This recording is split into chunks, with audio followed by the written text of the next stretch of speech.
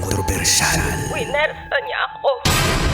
mas pinainit, Ramdam ko ang halik niya sa leeg ko. Bababa sa aking. at mas pag-uusapan. Tinanggal niya bigla yung panty ko.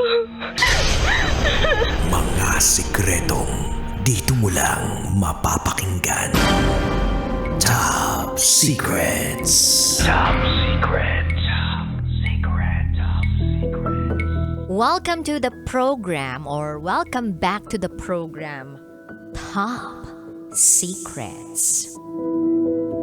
Kapiling pa rin si DJ Rocky at meron nga po tayong kasamang caller on the line. Siya po ay si Jabi from Laguna, 40 years old. I in love siya sa kanyang friend. Hello, Jabi? Jabi, nandiyan ka pa ba? Yes po, Miss Rakitera. Ayun, Yes, sige. So, marami na tayong napag-usapan tungkol sa friend mo, no? Na baka kailangan ka lang niya, natagpuan ninyo yung kalinga na hinahanap ninyo sa isa't isa. So, ngayon, bibigyan kita ng pagkakataon para makapagbigay ng mensahe sa kanya. Kung nakikinig man siya ngayon, ano ba tawagan ninyo, ni friend? Ano po, yung sa name po namin. Names lang. Wala kayo yung parang, uy, Name lang. tropa, uy, besh, walang ganon.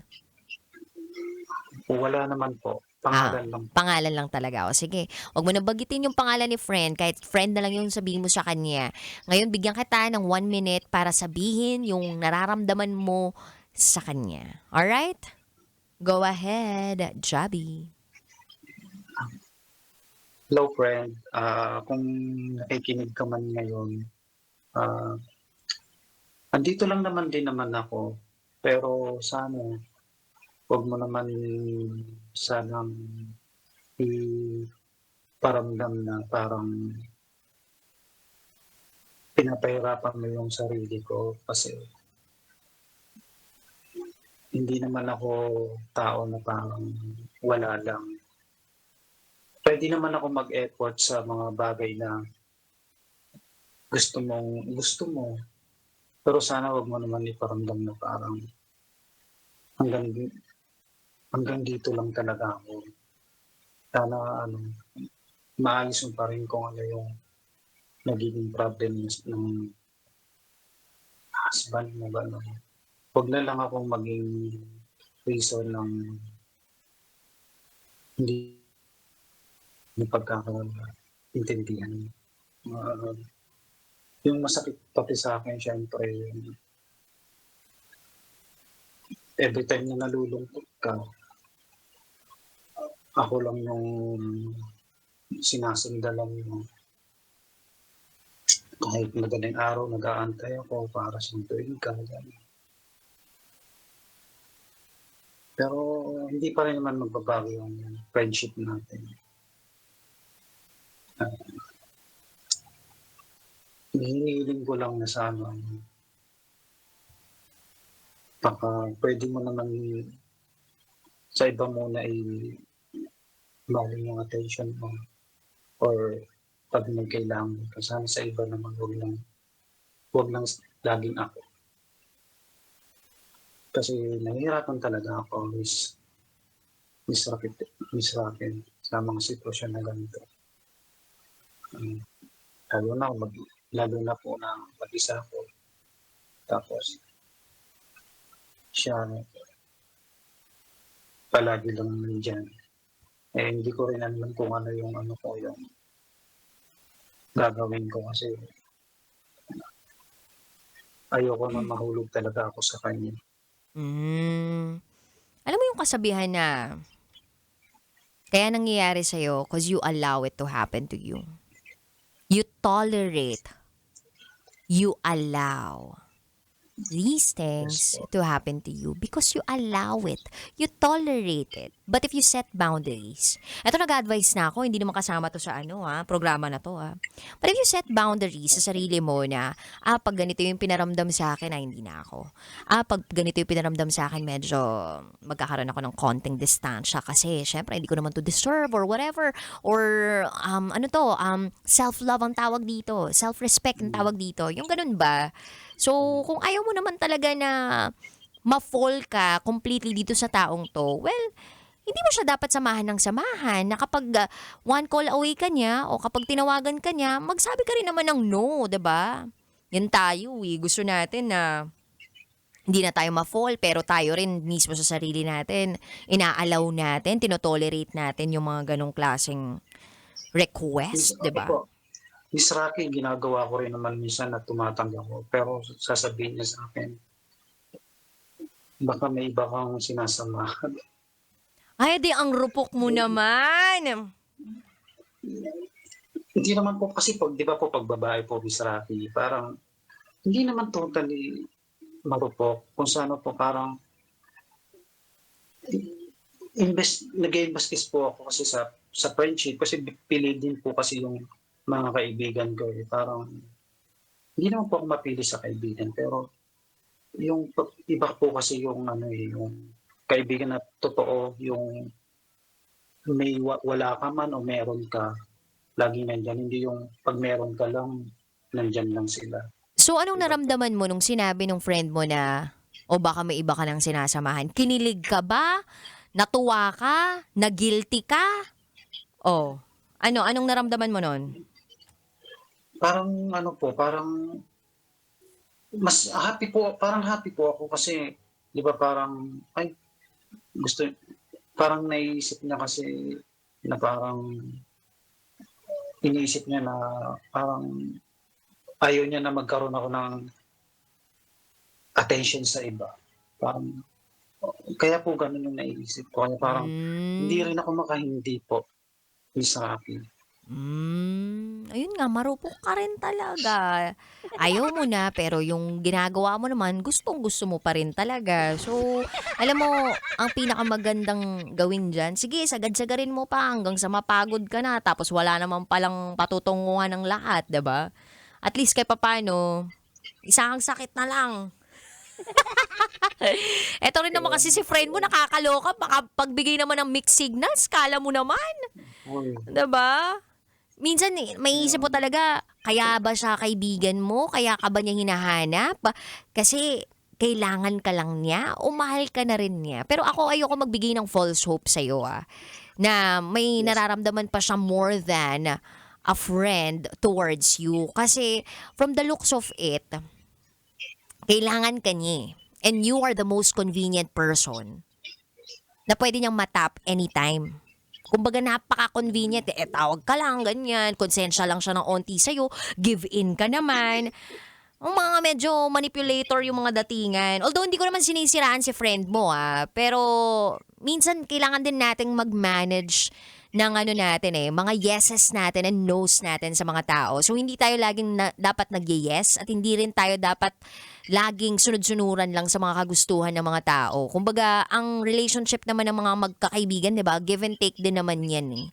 So, sobrang bait din kasi niya, Miss Rocky Terra. Sobrang bait din kasi niya. Gano'n siya kabait? Anong naibigay niya na sa'yo? Wala naman po siya naibigay. Siya naman lagi rin, parang, di ba po, sabi ko nga po, 2 years na po akong separated. Parang, sa kanya ko rin kasi nahuhugot po yung pag nalulungkot din ako. Parang, gusto ko rin ng kasama. Ganun. Emotional support, ganun. Pero yung kabaitan, generosity, ganyan. Kumbaga, sa mga gifts, ganun, mas ikaw yung nagbibigay sa kanya. Wala naman pong gifts, Miss Rocky. Yung pag wala. Sa labas, ganun. Kaya nga yun, gifts na rin yun Kasi gumagastos ka na rin ng pera dun Anyway. Diba, gumagastos ka na rin dun Kumbaga, dun sa 5 languages of love ni Gary Chapman, pasok na yun dun Quality time, binibigay mo. Acts of service, binibigay mo. Yung gifts, nandyan na rin. Yung words of affirmation, nandun. Siya, anong meron sa kanya? Pag wala ka makita doon, ibig sabihin, kailangan ka lang noon, hindi ka mahal. Charot, Darot. Then, nasa sa'yo yan. I wish you all the best, Jabi of Laguna. Sana, kung ano man yung nararamdaman mong, Ganun ba talaga yung Misra?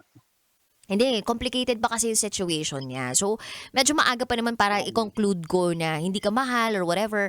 Pero kasi, as of the moment, nandun siya sa punto ng buhay niya na vulnerable siya. Nandun siya sa punto ng buhay niya na ikaw yung taong one call away niya na very convenient para sa kanya.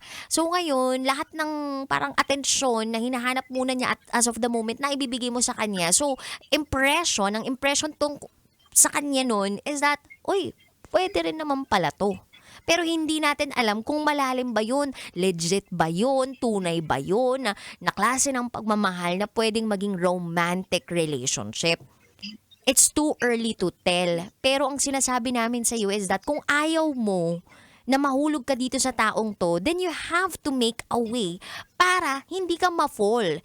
And magsisimula to by not allowing yourself to be the person na one call away niya. Kasi nga katulad ng sabi mo kanina, ang dami-dami niyang kaibigan. So bakit ikaw? Kasi nga ikaw yung pinaka-convenient para sa kanya na oo lang ng oo sa kanya.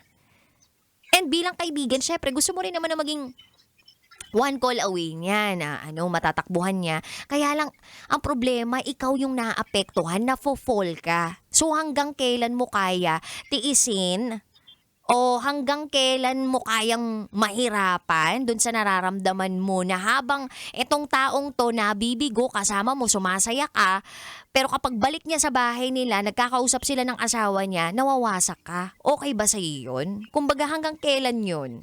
Yun ang tanong. Hanggang kailan mo kayang panghawakan yung gano'n? Hanggang kailan? So, nasa sayo pa rin yun. Okay? Okay po, Misra. Anyway, thank you so much, Jabi from Laguna.